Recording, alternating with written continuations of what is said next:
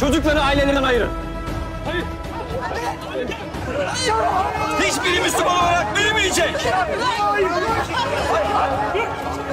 Endülüs'te bir tek Kur'an kalmayacak. Dilerim Allah'tan bir kahraman gönderir de bu zalimliğinizi başınıza geçirir.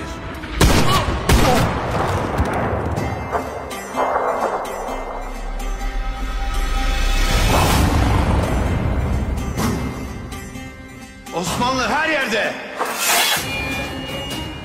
Saldırın!